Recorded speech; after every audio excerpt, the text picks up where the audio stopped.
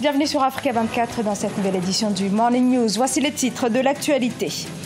L'étau se resserre en Angola autour du clan dos Santos. La campagne anticorruption s'intensifie avec l'arrestation d'Ismael Diogo da Silva, président de la Fondation José Eduardo dos Santos. Les économies d'Afrique de l'Ouest sont-elles en passe de se stabiliser après les contre-coups de la chute des cours des matières premières? L'UMOA annonce ses perspectives pour 2018. La zone table sur une légère hausse de la croissance. Puis les défis du continent en matière d'éducation. Aujourd'hui, 80% des enfants africains en âge d'aller à l'école primaire sont scolarisés contre 60% en 2000. Mais la question de l'accès à l'éducation est loin d'être réglée. Nous prendrons la direction du Mali en fin d'édition. Mais avant de développer ces titres, les Gabonais attendus aux urnes samedi pour les élections législatives et locales votent les 6 puis à la fin du mois, le 27 octobre. Ces scrutins ont été plusieurs fois reportés depuis 2 ans. Ces élections seront les premières depuis la présidentielle contestée de 2016 qui avait donné lieu à des violences meurtrières. En Angola, la lutte anti-corruption prend des allures d'une purge spectaculaire et ciblée. Une opération main propre en moins de 15 jours. 4 figures proches de l'ancien chef de l'État, José Eduardo dos Santos, ont été placées en détention provisoire. Dernière personnalité en date, Ismael Diogo da Silva, président de la Fondation Eduardo dos Santos. Il est cité dans une affaire de détournement de 20 millions de dollars. Siam Le Victoria Seji.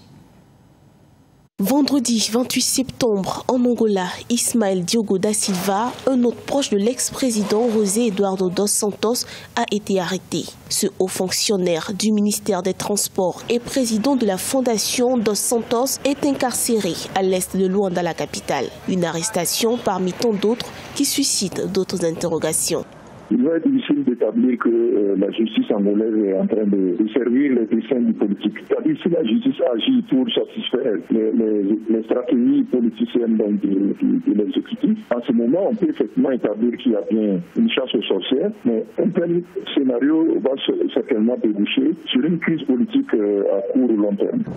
Cette détention s'inscrit dans le cadre d'une affaire de corruption dans laquelle 2 autres hauts fonctionnaires ont été arrêtés vendredi 21 septembre pour blanchiment d'argent et détournement de 20 millions de dollars. Il se peut que ce soit des dossiers qui aient perduré, qui étaient là et que la justice n'arrivait pas à cause de l'influence du politique à faire avancer. À ce moment, il serait possible de dire que le président avait donc influencé la justice dans le sens de ne pas permettre les poursuites contre ses proches. Dès sa prise de fonction en septembre 2017, le chef de l'État, João Lourenço, a déclaré vouloir profondément assainir l'environnement financier et rendre plus crédibles les institutions étatiques. Depuis, de hauts cadres et proches de l'ex-président ont été démis par décret ou arrêtés. Sur l'île de Madagascar, les comptes de campagne seront désormais scrutés par une commission. Dépenses et recettes seront donc passées au peigne fin. Le sujet de financement des campagnes électorales était au centre d'une rencontre entre gouvernement, société civile et les candidats à la présidentielle. Décision annoncée à moins d'une semaine du début de la campagne électorale pour l'élection présidentielle du 7 novembre dans laquelle 36 candidats sont en lice. Une croissance plus forte que prévue au Zimbabwe, pays qui sort à peine de 37 années de régime qui a mis à terre des pans entiers de l'économie. Les autorités prévoient une croissance de 6,3% et ce, grâce à une reprise des activités agricoles et minières. Les précisions de Sharon Kamara. Les prévisions de croissance économique au Zimbabwe sont plus que positives, alors que les premières laissaient prévoir une hausse de 4,5 voire 4,8%. L'économie devrait finalement enregistrer une augmentation allant jusqu'à 6,3% durant cette année 2018, une croissance notamment portée par les activités agricoles et minières du Zimbabwe. La première solution, c'est celle qui a été appliquée avec le départ de Mugabe, et à partir de là, ce pays présente des opportunités un petit peu plus intéressantes. La confiance pourrait venir s'instaurer au niveau des investisseurs internationaux. Et le pays aujourd'hui peut s'appuyer sur son agriculture, surtout l'agriculture du tabac. Au cours des 37 années au pouvoir de l'ancien chef de l'État, Robert Mugabe, le Zimbabwe s'est retrouvé face à l'hyperinflation de sa monnaie, le dollar zimbabwéen. Jusqu'à présent, l'État peine à fournir les salaires de ses fonctionnaires par manque de liquidité. Le pays doit également faire face à la crise du chômage qui touche 90% de la population active. Les défis auxquels nous sommes confrontés ne sont pas insurmontables. Des décisions fortes doivent être prises sur le front des réformes pour nourrir une croissance et un développement soutenable. Vainqueur de l'élection présidentielle du 30 juillet dernier, l'actuel président Emmerson Mnangagwa a fait de la relance économique l'une de ses priorités. Pour ce faire, le chef de l'État mise sur la lutte contre la corruption, mais également sur le retour des investisseurs. Le président a également annoncé que le Zimbabwe négociait avec la Banque africaine de développement l'annulation de 2,5 milliards de dollars de dettes. 6,8%, c'est le taux de croissance que pourrait enregistrer la zone UEMOA sur l'ensemble de l'exercice 2018. Une légère progression par rapport à l'année précédente et ce malgré une évolution quelque peu contrastée des principales matières premières exportées par la région Afrique de l'Ouest où l'activité économique est avant tout tirée par la demande intérieure. Marcel Farba-Maroun. D'après le Conseil des ministres de l'UEMOA, Union économique et monétaire ouest-africaine, tenu ce lundi, le taux de croissance du produit intérieur brut réel de la zone est à 6,5% en glissement annuel au deuxième trimestre 2018. Pour l'ensemble de l'exercice 2018, un taux de 6,8% est attendu, constituant une hausse d'1 point de pourcentage par rapport à 2017. Nous devons tout faire pour que, même si on s'endette, le plus important, c'est que ça aille dans les secteurs productifs, les secteurs d'infrastructure, les secteurs d'énergie, les secteurs d'eau, etc., qui sont les sous-bassements de la croissance. Ce taux de croissance a été porté par les services de télécommunications, du tourisme et de l'hôtellerie, ainsi qu'à l'essor des activités des bâtiments et travaux publics. Ne figurant donc pas parmi les secteurs les plus porteurs, l'agriculture a cependant contribué à la décélération de l'inflation, qui est ressortie à 0,7% au deuxième trimestre 2018, après 0,9% au premier trimestre, grâce notamment à un approvisionnement satisfaisant des marchés en produits céréaliers et en tubercules.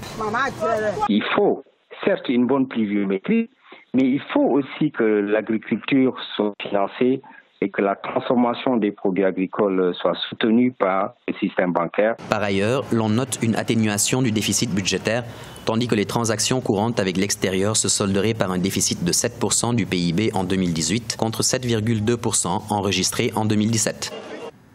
Les défis en matière d'éducation, les chiffres révèlent un véritable drame. Aujourd'hui, plus de 260 millions d'enfants à travers le monde ne peuvent pas aller à l'école. Toute une génération sacrifiée. En Afrique, ils sont plus de 33 millions à ne pas avoir accès à l'école élémentaire. Au Mali, malgré une amélioration soutenue en matière de taux de scolarisation à l'école primaire, la qualité de l'éducation reste insuffisante, d'où la nécessité de plus de financement. Mathilda Diaby.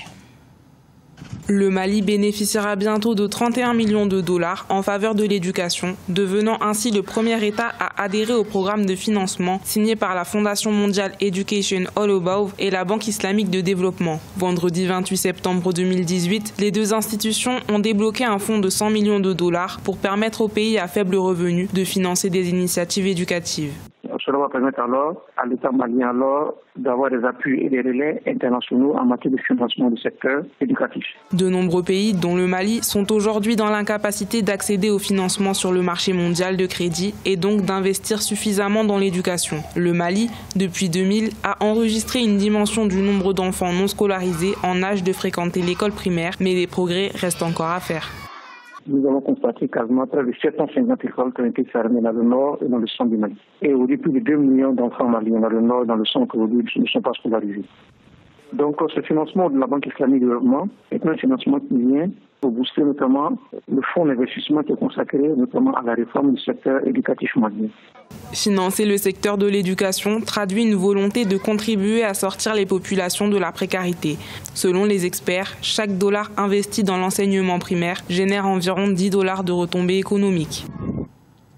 Ce journal a été réalisé par l'ensemble de la rédaction. Merci de votre fidélité. Dans un instant, une nouvelle édition de l'actualité sur Africa 24.